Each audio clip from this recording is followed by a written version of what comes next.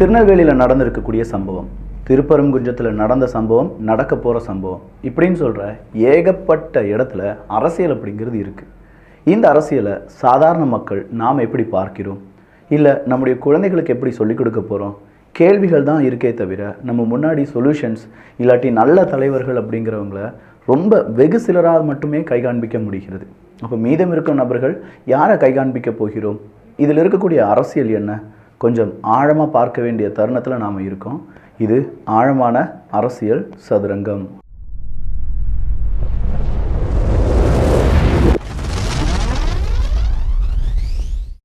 திருநெல்வேலியில் கேரளாவினுடைய ஒரு அரசு மருத்துவமனை அவங்களுடைய கழிவுகளை கொட்டியது அப்படிங்கிற ஒரு செய்தி தமிழ்நாடு முழுவதுமாக மிகப்பெரிய எதிர்ப்பை சம்பாதித்தது அப்படிங்கிறதும் தமிழ்நாடு அரசாங்கமும் கேரள அரசாங்கமும் பேசிக்கொண்டார்கள். கடைசியில் பார்த்தா தமிழ்நாடு நீதிமன்றம் என்ன சொல்கிறாங்கன்னா, இல்லை இந்த மருத்துவ கழிவுகளை கேரளாவுக்கு அனுப்புங்க அப்படின்னு சொல்கிறாங்க. அங்கேருந்து கொஞ்சம் ஆஃபீஸர்ஸ் வராங்க, அங்கேருந்து கொஞ்சம் லாரி வருது, அந்த லாரியில் நம்ம இதெல்லாம் ஏற்றி அனுப்பி விடுறோம். இதுவரையிலும் நாம் வென்று விட்டோம் அப்படின்னு சொல்லி நினச்சிருந்தோம். ஆனால் உண்மையிலேயே நம்ம வின் பண்ணிட்டோமா அப்படின்னு பார்த்தா அரசியல் தான் வின் பண்ணியிருக்கு. அன்னைக்கு அது ஹாட் டாப்பிக்காக இருந்துச்சு. அதை ஆஃப் பண்ணுறதுக்கு என்னென்ன அரசியல் செய்ய முடியுமோ அரசியல்வாதிகள் செஞ்சாங்க. அடுத்த நாளே அரசு அதிகாரிகள் அவங்களுடைய மெத்தன போக்கை காண்பித்திருக்கிறார்கள். காவல்துறை அதிகாரிகள் அவங்களுடைய மெத்தன போக்கை காண்பித்திருக்கிறார்கள். இன்னைக்கு நெல்லை மாவட்டம் ரெட்டியார்பட்டி பகுதியில் மீண்டும் கொட்டப்பட்டுள்ள மருத்துவ கழிவுகள், தேசிய நெடுஞ்சாலை அருகே கொட்டப்பட்டுள்ள மருத்துவ கழிவுகளால் பொதுமக்கள் அதிர்ச்சி. காலாவதியான டானிக் மற்றும் மாத்திரைகள் கொட்டப்பட்டுள்ளது. மருத்துவ கழிவுகளை தீ வைத்து எரிக்கவும் முயற்சி செய்யப்பட்டுள்ளது அப்படிங்கிற இந்த செய்தியை பார்க்கும்போது நாம் எவ்வளோ பெரிய முட்டாளாக்கப்பட்டு கொண்டிருக்கிறோம் அப்படிங்கிறது தெரியுதா? இந்த செய்தியை ஏதாவது ஊடகம் உங்களுக்கு காண்பித்தார்களா? வாய்ப்பு கிடையாது. மெயின் ஸ்ட்ரீம் மீடியாவில் இதை காண்பித்து இதை லைவ் ஃபுட்டேஜாக எடுத்து அங்கே 2 நிருபர்கள் போய் இவ்வளோ மருத்துவ கழிவுகள் இருக்குது, இந்த ஹாஸ்பிட்டலிருந்து வந்திருக்கு, இவ்வளவு டானிக் எக்ஸ்பயரான டானிக் இந்த நிலத்தில் கொட்டப்படுகிறது, இதெல்லாம் ரொம்ப பெரிய அளவில் ஒரு கோடவுனில் வச்சு அந்த கோடவுனில் இருந்து நைட் எடுத்து எரிக்கிறதுக்கெலாம் ட்ரை பண்ணியிருக்காங்க அப்படிங்கிற தகவல் இப்படின்னு சொல்கிற பல செய்திகளை என்னால் பார்க்க முடிகிறது. இது நம்மோடி மட்டும் முடிந்துருமா அப்படிங்கிற ஒரு கேள்வி வருது இல்லை? கண்டிப்பாக இல்லை. நம்ம தலைமுறையை, அந்த நிலத்தை, அந்த மருந்துகள் எரிக்கப்படும் போது அதை சுற்றி இருக்கக்கூடிய காற்று இப்படின்னு சொல்லி எல்லாமே பாலடைகிறது. அப்படி பாலடையக்கூடிய இதை தானே நம்முடைய சங்கதியினர்கள், வருங்கால உங்களுடைய பேரம் பேத்தி, உங்களுடைய குழந்தைகள் எல்லாருமே சுவாசிக்கணும், எல்லாருமே குடிக்கணும், எல்லாருமே சாப்பிடணும். அப்போ இதை நம்ம இன்றைக்கி சும்மா கை கட்டு வேடிக்கை பார்த்துட்டு இருந்தோம்னா நாளைக்கு என்ன வேணாலும் நடக்கலாம்ல. ஸோ இந்த விஷயத்தில் நான் அந்த கட்சி சார்புடையவன், நான் இந்த கட்சி சார்புடையவன் அப்படின்னு சொல்லி யாரும் ரொம்ப வாயை மூடி ரொம்ப பெரிய அளவில் மௌனம் காக்காதீர்கள். எந்த கட்சியாக இருந்தாலும் நம்ம குடும்பத்தை பாதிக்கக்கூடிய விஷயம். இன்றைக்கி நாம் நல்லபடியாக வாழ்ந்துட்டு போயிடலாம், ஆனால் நம்முடைய குழந்தைகள் நல்லபடியாக வாழ முடியுமாங்கிறத கொஞ்சம் யோசித்து பார்த்துக்கோங்க. இதை விட அடுத்ததாக ஒரு கள்ளச்சாராயம் கேஸ் நம்ம எல்லாருக்குமே தெரியும். அன்றைக்கி ஒரு அரசியல் செஞ்சாங்க. 10 லட்சம் ரூபாய் கள்ளச்சாராயம் குடித்து இறந்து போன எல்லாருக்கும் 10 லட்சம் ரூபாய் கொடுத்துருங்க. ஏன்னா பெரிய டாப்பிக்காக மாறுது, அது ஆளும் கட்சிக்கு பெரும் பிரச்சனையாக மாறும், ஏகப்பட்ட பேர் பெரும் கோபத்துடன் வருகிறார்கள் அப்படின்னு சொன்னோன்னே 10 லட்சம் ரூபாய் கொடுத்து அதை ஆஃப் பண்ணுறாங்க. அடுத்தடுத்தாக நிறைய மரணங்கள் நடக்குது. 5 லட்சம் ரூபாய், 2 லட்சம் ரூபாய், 3 லட்சம் ரூபாய் அப்படின்னு சொல்கிற அந்த தொகையை தான் கொடுக்கிறார்களே தவிர கள்ளச்சாராயத்துக்கு கொடுத்த 10 லட்சம் ரூபாய் அப்படிங்கிற தொகையை வேறு எந்த மரணத்துக்கும் தமிழ்நாடு அரசாங்கம் கொடுக்கல. அப்போ அதில் ஒரு அரசியல் இருக்குது. ஏன்னா கள்ளச்சாராயம் அரசாங்கத்துக்கு பெரிய கெட்ட பெயர், 10 லட்ச ரூபா கொடுத்தா முடிஞ்சு போச்சு.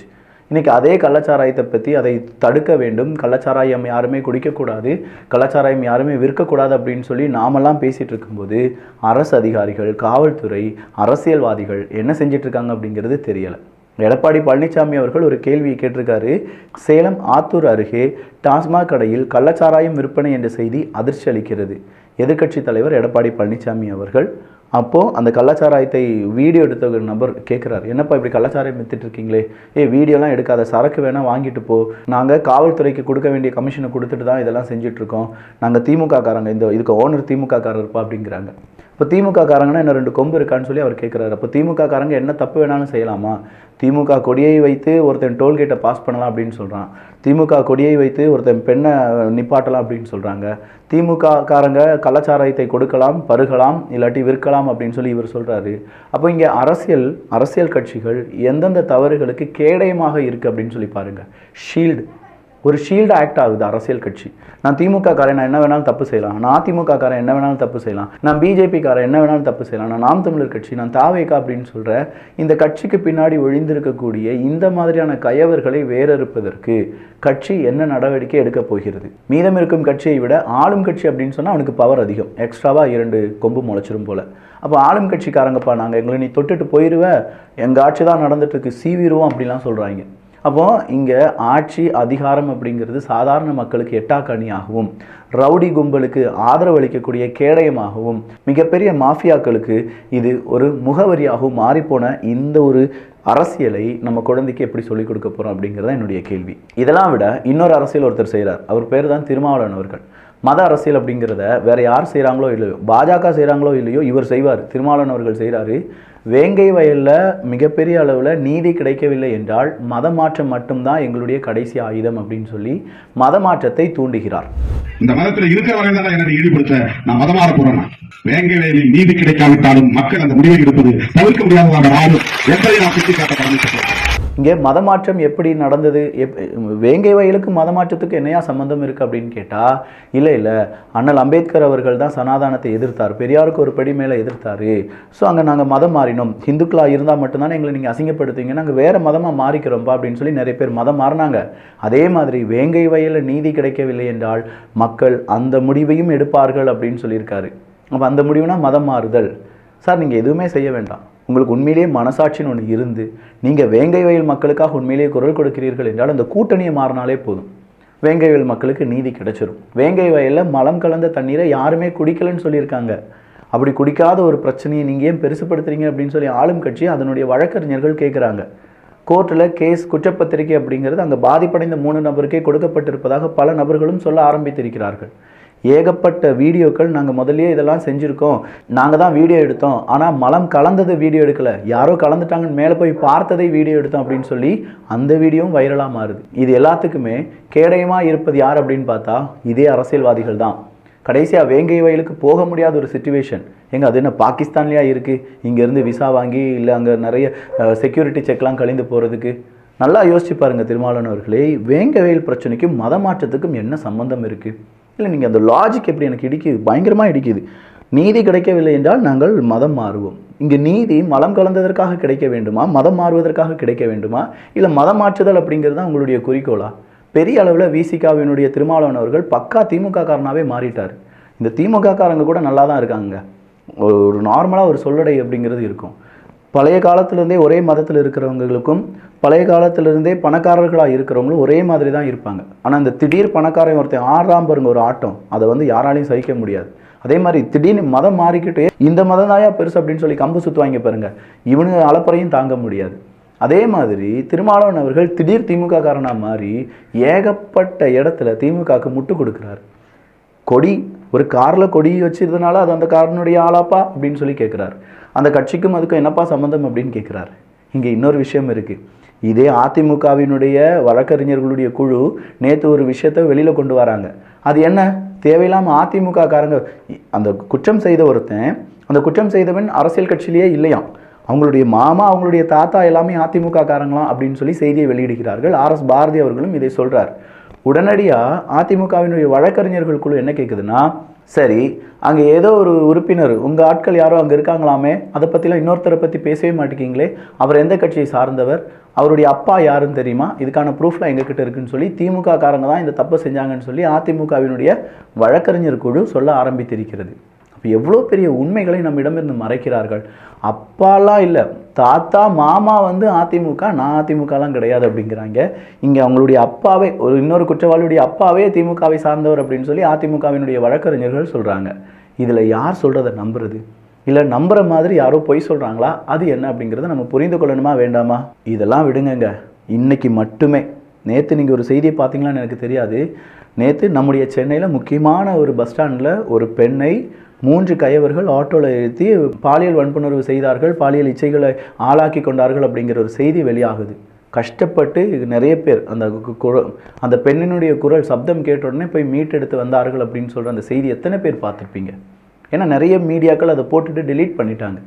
என்னையா நடக்குது? ஒரு ஆட்டோக்குள்ளே ஒரு பெண்ணை 16 வயசுன்னு தோணுது, அந்த பெண்ணை உள்ளக்க கொண்டு போய் 3 பேர் பாலியல் வன்புணர்வு செய்வதற்கான முயற்சியை செய்தார்கள் அப்படின்னு சொல்கிறதும், அந்த பெண்ணை பிற நபர்கள் சேர்ந்து ரொம்ப பெரிய அளவில் காப்பாற்றினாங்க. ஆனால் அந்த 3 ஆட்டோக்காரங்களுக்கு கிடைக்கவே இல்லை. அந்த 3 நபர், அந்த ஆட்டோக்குள்ள இருந்த 3 நபரை கண்டுபிடிக்கவே இல்லை அப்படின்னு சொல்கிறதுலாம் எந்த மாதிரியான அரசாங்கம் அப்படிங்கிறது தெரியலை. இல்லை காவல்துறைக்கு இதை விட முக்கியமான வேலைகள் ஏதாவது இருந்ததா அப்படின்னு பார்த்தா பாயிண்ட் வரும். நான் சொல்கிறேன் எந்த வேலையில் இருந்தாங்கன்னு. இது ஒரு புறம், இது முக்கியமான ஒரு பிரச்சனை. இதை பற்றி நம்ம பேச மாட்டோம்.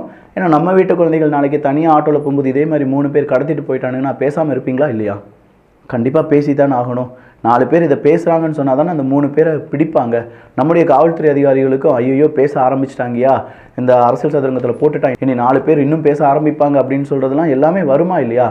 நமக்கு இருக்கக்கூடிய ரெஸ்பான்சிபிலிட்டி மெயின் ஸ்ட்ரீம் மீடியாவுக்கு இருந்தது என்றால் நிச்சயமாக இதற்கான பதில் கிடைக்குமா இல்லையா?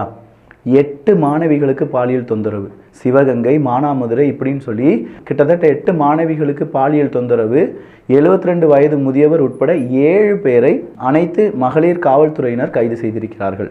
8 மாணவிகள், அது இன்னைக்கு நடந்த செய்தியாக சொல்லப்படுது. இதை விட ரொம்ப இம்பார்ட்டண்ட்டான தஞ்சை பாப்பநாடு அரசு மேல்நிலைப் பள்ளி 9 மற்றும் 10ஆம் வகுப்பு மாணவிகளுக்கு பாலியல் தொல்லை கொடுத்ததாக கைதான கணித ஆசிரியர் முத்துக்குமரன் குறித்து மாணவிகள் முன்பே தகவல் தெரிவித்தும் அதை பதிவு செய்யாத மாவட்ட குழந்தைகள் பாதுகாப்பு அலுவலர் ரஞ்சித் குமார் கடுமையான அழுத்தத்துக்கு பிறகே அதை புகாராக காவல்துறையிடம் பதிவு செய்துள்ளார். அப்படிப்பட்ட நபர் மீது இதுவரையிலும் நடவடிக்கை எடுக்கப்படாததன் காரணம் என்ன அப்படின்னு சொல்லி ஒருத்தர் ட்விட்டரில் கேட்டிருக்கார். இது உண்மையா போய் அப்படின்னு சொல்லி ஃபேக்ட் செக் பண்ணக்கூடிய டீம் தயவு செஞ்சு இதெல்லாம் ஃபேக்ட் செக் பண்ணுங்கடா. டேய், உண்மையான இந்த மாதிரி நபர்கள் 9, 10வது வகுப்பில் படிக்கக்கூடிய பள்ளி மாணவிகள் எனக்கு பாலியல் இச்சை துன்புறுத்தல் நடந்திருக்குன்னு சொல்லி கம்ப்ளைண்ட் கொடுத்து அதை ஏற்க மறுத்த சில நபர்கள் இருந்தார்களா இல்லையா? ஃபேக்ட் செக் பண்ணி இதை தானே நீ ஃபேக்ட் செக் பண்ணணும்.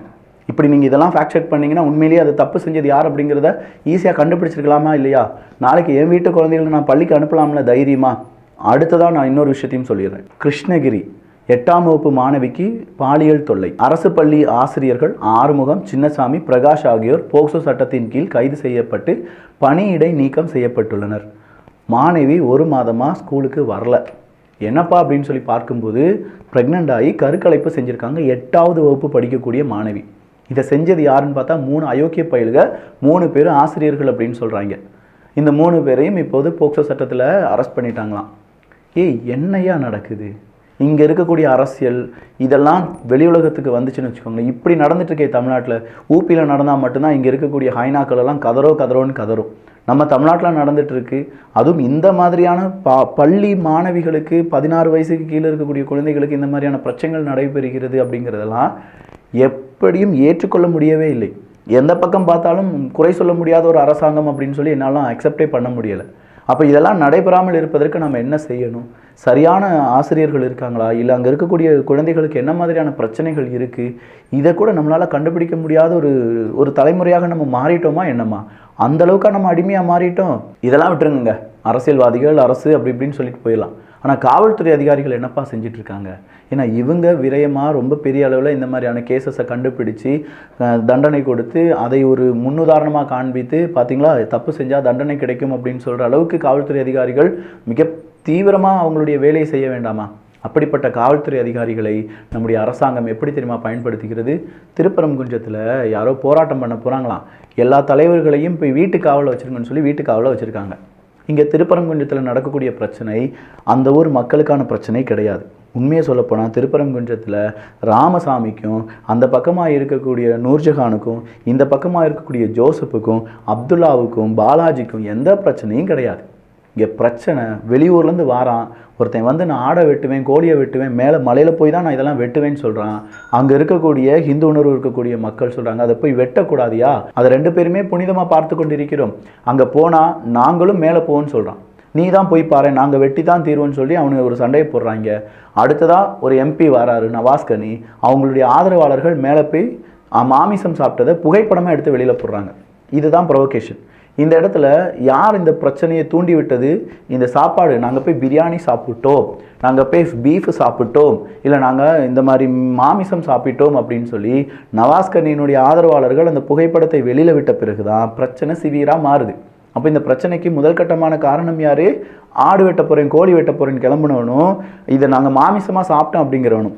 சரி, பிரச்சனை பெருசாயிருச்சு. அடுத்ததாக இவங்க என்ன செய்கிறாங்க, ஹிந்து அமைப்புகள், அது என்ன இஸ்லாம் அமைப்புகள்லாம் ஒன்று சேர்ந்துருக்கீங்க, வாங்க ஹிந்து அமைப்புகள் நாமளும் திருப்பரங்குன்றம் போகலாம், அங்கே போய் போராட்டத்தை அறிவிக்கலாம் அப்படின்னு சொல்லும்போது இங்கே இருக்கக்கூடிய திமுகவுக்கு வைத்த கலக்குது. ஏன் வைத்த கலக்குது? இவ்வளோ நாள் செஞ்சதெல்லாம் சிறுபான்மையினர்கள், இவங்களை எதிர்த்து எதுவுமே செய்ய முடியாது, சொல்ல முடியாது, ஏன்னா ஓட்டு போயிடும்.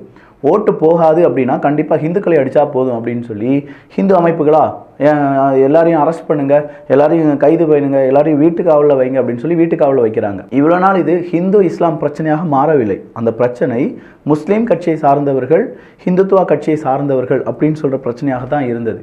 ஆனால் இது மக்களிடையே பேசு பொருளாக மாறின உடனே அதை எப்படி நீ ஏன் குஞ்சுக்கு என்னுடைய மலைக்கு நீ அதிகாரத்தை எடுக்கலாம் அப்படின்னு சொல்லி முருக பக்தர்கள் எல்லாருமே ஒன்றிணைகிறார்கள். நேற்று மட்டுமே வெறும் 1 மணி நேரத்தில் கம்ப்ளீட்டாக லாட்ஜ் எங்கேயுமே அவைலபிள் கிடையாது. 144 உத்தரவு அப்படிங்கிறது இருக்குது. அங்கே தண்ணீர் அப்படிங்கிறதும் இல்லை, எந்த விதமான பஸ் வசதி, எல்லாமே சோதனைக்கு உட்பட்டு தான் மனிதர்களை அனுப்புகிறாங்க. அப்படி இருந்தும் 1000க்கும் அதிகமான மனிதர்கள் அரோகரா, கந்தனுக்கு அரோகரா அப்படிங்கிற அந்த கோஷத்தை எழுப்பினார்கள். அதை பார்க்கும்போது உண்மையிலேயே இங்கே மத கலவரத்தை உருவாக்குவதற்கு இந்த 2-3 கட்சிகள் இவனுக்கு தான் செய்கிறானுங்க, இவங்க எதிர்வினை பண்ணுறாங்க, ஒட்டு மொத்தமாக அது அங்கே இருக்கக்கூடிய மக்களை பிளவுபடுத்துகிறது. ஆனால் இப்படி பிளவுபடுத்துவதில் கூட மறுபடியும் இவங்க என்ன சொல்கிறாங்க, சேகர் பாபு போன்ற அமைச்சர்கள் என்ன சொல்கிறாங்கன்னா, நேற்று நடந்தது தேவையற்ற ஒரு தர்ணா, ஒரு போராட்டம் அப்படிங்கிறாங்க. சார், அதுக்கு முன்னாடியும் அந்த மாமிசத்தை சாப்பிட்டுட்டு அதுவும் தேவையற்றது தானே அப்படின்னு சொல்கிறதுக்கு இவங்களுக்கு வாய் வரமாட்டுக்கு வராது. காரணம் சிறுபான்மையினர்களுடைய ஓட்டு. ஸோ பெரும்பான்மையாக இருக்கக்கூடிய ஹிந்துக்கள் அவங்களுடைய போராட்டம் அப்படின்னு சொல்கிறத மதக்கலவரமாக சித்தரிக்கக்கூடிய இவர்கள் அதுக்கு தூண்டுதலாக இருந்தது யார் அப்படிங்கிற உண்மையை சொல்லாமல் அப்படியே மறைக்கிறாங்க. அங்கே இருக்கக்கூடிய மக்கள் சொல்கிறாங்க, எங்களுக்குள்ள எந்த பிரச்சனையும் கிடையாது, மதுரை மக்களுக்கு எந்த பிரச்சனையும் கிடையாது. உண்மையிலேயே இந்த பிரச்சனையை வெளியிலேருந்து வர்றவனுங்க தூண்டி விடுறது தான். இவனை தூண்டி இதை என்ன செய்கிறாங்கன்னா, திமுக வாண்டடாக பிஜேபியை வளர்த்து விடுது. மதுரையில் இப்போ எல்லாருமே திருப்பரங்குன்றத்தை பற்றி தான் பேசிகிட்டு இருக்காங்க. நம்ம எப்படிப்பா நம்முடைய கெத்தை விட்டு கொடுக்கலாம், என்ன இதில் கெத்துலாம் பேச ஆரம்பிச்சிட்டிங்க அப்படின்னு கேட்டால், ஆமாம் இவ்வளோ நாள் நாங்கள் அமைதியாக தானே இருந்தோம், எங்கேருந்தோ வர்றவன் ஆடு வெட்டுவான், கிடா வெட்டுவான், ரத்தத்தை அங்கே அபிஷேகமாக பண்ணுவான், பச்சை பெயிண்ட் அடிப்பான், அப்படின்னா நாங்கள் என்னையா செஞ்சுட்ருக்கணும் அப்படின்னு சொல்லி கேட்குறாங்க. அங்கே இருக்கக்கூடிய இஸ்லாமியர்கள், என்னையா திருப்பரங்குன்றத்தில் நாங்கள் இவ்வளோ நாள் அண்ணனும் தம்பியாக பழகிட்டு இருந்தோம், எங்கேருந்து வந்தவன் முருகனுக்கு அரோகரான்னு சொல்லி அந்த மலையை நீங்கள் மட்டும் தான் சொந்தம் கொண்டாடுவீங்களா, ஏன் எங்களுக்கு இல்லையா, சிக்கந்தர் பள்ளி அப்படிங்கிறது நாங்கள், தர்கா அப்படிங்கிறது நாங்கள் கொண்டாடக்கூடாதான்னு சொல்லி அவங்களுக்குள்ளேயே பிரிவுகள் வர ஆரம்பிக்குது. அப்போது நீங்கள் செய்யக்கூடிய அரசியல்வாதிகள் செய்யக்கூடிய அரசியலால் மக்கள் பாதிப்படைகிறார்கள் என்கிற உண்மையை என்னைக்கு இந்த அரசாங்கம் புரிந்து கொள்கிறதோ அன்னைக்கு தான்ப்பா உண்மையான விடியல் நமக்கு. அதுவரையிலும் நீங்களே அதற்கான பதிலை சொல்லிடுங்க. நல்லதை பகிர்ந்து நல்ல சமுதாயத்தை உருவாக்குவோம். நன்றி, வணக்கம்.